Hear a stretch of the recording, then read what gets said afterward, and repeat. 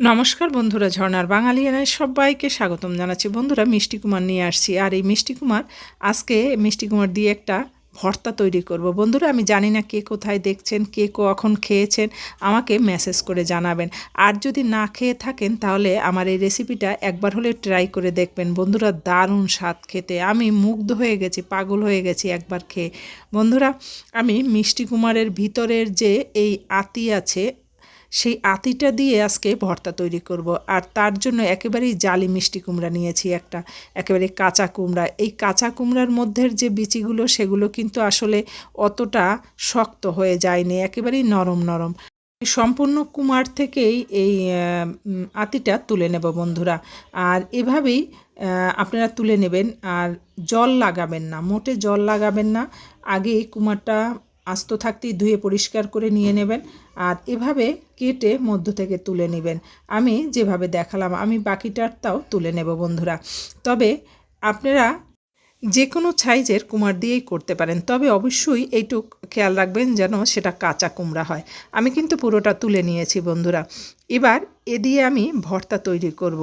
কে খেয়েছেন কে খাননি আমি জানি না, যদি একবারও এই আমার ভিডিওটা আপনার সামনে এসে থাকে তাহলে মিস করবেন না দেখতে। আমি তেল দিয়ে দিলাম, আপনি যে কোনো তেল দিয়েই এটা তৈরি করতে পারেন, সরিষার তেল, সাদা তেল, যে দিয়েই করতে পারেন। আমি আজকে সাদা তেল দিয়ে করছি বন্ধুরা, আপনারা চাইলে সরিষার তেলও দিতে পারেন।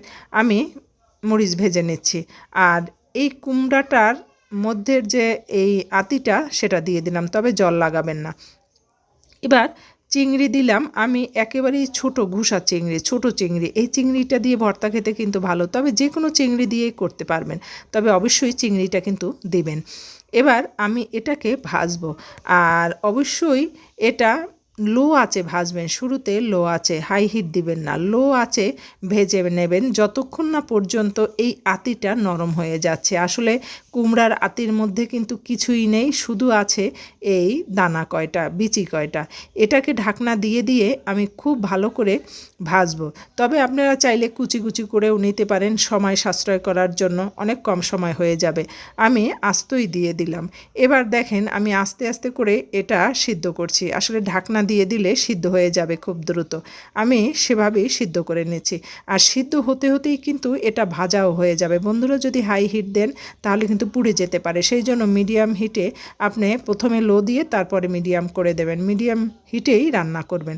আর এভাবে আস্তে আস্তে করে ঢাকনা দিবেন, আর 2 মিনিট পর আবার তুলে একটু নেড়ে দেবেন। ঢাকনা দিবেন, 2 মিনিট পর তুলে নেড়ে নেবেন। এইভাবেই করবেন। দেখেন জল বেরিয়ে গেছে, আর একটু বারবার নাড়া দেওয়া লাগবে, তা না হলে কিন্তু পুড়ে যাবে।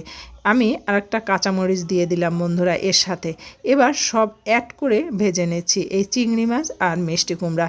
আর এই চিংড়ি মাছ আর মিষ্টি কুমড়া ভাজি বন্ধুরা যদি খেয়ে থাকেন আপনি সত্যিই ভুলে যাবেন যে আসলে এটা কি খেয়েছে। আপনি যদি কারো থালায় দেন, সে বলতেই পারবে না এটা আপনি কি রান্না করে তাকে খাইয়েছেন।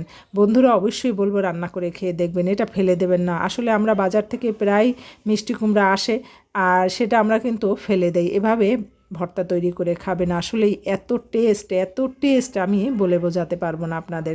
আমি এটাকে খুব ভালো করে ভেজে নিচ্ছি, আর অবশ্যই বন্ধুরা ভেজে নেবেন, ভালো করে ভেজে নেবেন। আমার কিন্তু ভাজা হয়ে গেছে, এবার তুলে নিচ্ছি।